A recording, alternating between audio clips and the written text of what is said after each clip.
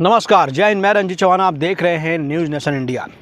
अभी हाल ही में गुजरात के मोरबी पुल पर बड़ा हादसा हुआ। उस पुल हादसे में 500 लोग पानी में बह गए, जिनमें से 150 लोगों की, लगभग मैं कह रहा हूँ 150 लोगों की मौत हो चुकी है। 150 लोग की इसलिए बात करूँ कि 135 सरकार ने पुष्टि की है और अभी कुछ लाशें ढूंढने का काम चल रहा है। सिलसिला मौतों का भी रुका नहीं है, कई लाशें बह गई हैं।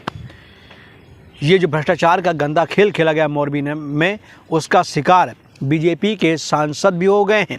बीजेपी के सांसद के परिवार के रिश्तेदार के 12 लोग काल के गाल में समा गए हैं, उसी हादसे में शिकार हो गए हैं।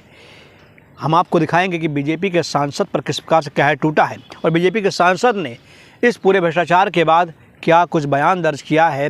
तो मेरा आपसे अनुरोध है कि वीडियो के जरिए आपको दिखाना चाहेंगे और आप अनुरोध करेंगे आपसे कि वीडियो को शेयर करें, चैनल को जरूर सब्सक्राइब करें।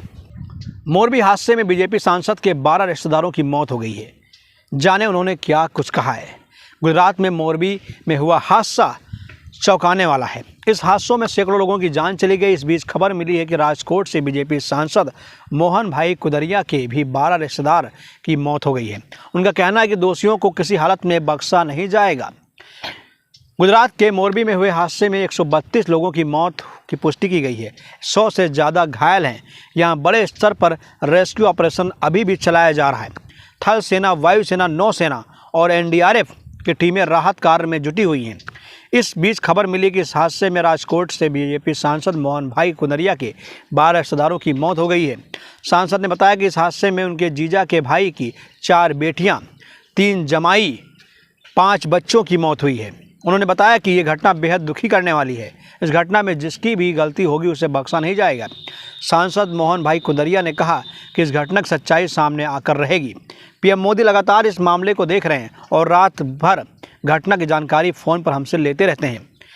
क्या है पूरा मामला। गुजरात के मोरबी में रविवार शाम को दर्दनाक हादसा हुआ था। यहाँ मच्छू नदी में बना केबल ब्रिज टूट गया था, जिससे कई लोग नदी में गिर गए थे। ये हादसा शाम को उस वक्त हुआ जब लोग छठ की खुशियाँ मना रहे थे। हादसे में हुई मौतों का आंकड़ा लगातार बढ़ रहा है। घायलों का अस्पताल में इलाज चल रहा है। मिली जानकारी के मुताबिक जिस समय ब्रिज टूटा उस समय वहां सैकड़ों लोग मौजूद थे। रेस्क्यू ऑपरेशन जारी है। गुजरात के मोरबी में हुए हादसे में सैकड़ों लोगों की मौत से पूरा राज्य हिल गया है। पीएम मोदी ने भी सोमवार को अपने कई कार्यक्रमों को निरस्त कर दिया था। मोरबी में मच्छू नदी पर युद्ध स्तर पर रेस्क्यू ऑपरेशन चलाया जा रहा है। आर्मी के 8 कॉलम रेस्क्यू ऑपरेशन में जुटे हुए हैं। अब तक 177 लोगों को रेस्क्यू किया गया है। एनडीआरएफ की 2 टीमें राहत और बचाव कार्य में जुटी हैं। आर्मी, एयरफोर्स, नेवी लगातार राहत कार्य में अपना योगदान दे रही है। लेकिन सवाल ये है कि ये हादसा क्यों हुआ और कैसे हुआ। अब बता दें, इस हादसे में भ्रष्टाचार की सबसे बड़ी गलती है। भ्रष्टाचार की पोल खुल गई है। जो केबलें सड़ गई थी, जंग लग गया था, उन केबलों पर पेंट कर दिया गया। क्या कर दिया गया? पेंट कर दिया गया। जंग को मिटा दिया गया, जंग को छिपा दिया गया। अगर केबलें बदल जाती साहब तो हादसा नहीं होता। लेकिन प्राइवेट कंपनी को ठेका मिला था ना। प्राइवेट कंपनी को ठेका मिलेगा तो प्राइवेट कंपनी तो पैसे बनाएगी, पैसे। प्राइवेटेशन का नतीजा है ये कि 150 लोग मारे गए। त्यौहार लोगों का बर्बाद हो गया, क्योंकि उस दिन छठ पूजा थी, छठ का त्यौहार था। और छठ पूजा के दिन 500 परिवारों पर कहर टूट गया। अभी भी बहुत लोगों की लाशें मिली नहीं हैं, ढूंढने का काम जारी है। कई लाशें सड़ गई हैं, अस्पताल में दम तोड़ रही है कई लाशें। तो बहुत बड़ी त्रासदी थी साहब। इसलिए भ्रष्टाचार को ख़त्म करना है तो हमें आपको आगे आना होगा, क्योंकि सरकारों के तो आंख बंद हो चुके हैं। सरकार के दिल में, सरकार के सीने में दिल नहीं बचा है। इसलिए हमें और आपको एक मुहिम चलानी होगी। हर भ्रष्टाचारी की जांच करवानी होगी।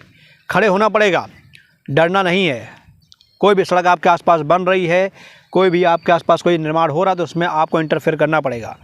आपको जानना पड़ेगा कि कौन सा मटेरियल लग रहा है और कितने की लागत से बन रहा है, कितने का यहाँ पर अनुबंध हुआ है। सब कुछ आपको जानकारी करने का हक है। आप ठेकेदार से पूछ सकते हैं, वरना उसी सड़क पर, उसी पुल पर आपको कुछ दिन जाना पड़ेगा और कहीं ऐसा ना हो कि हम लोग भी उस हादसे का शिकार हो जाएं। बहुत बहुत धन्यवाद।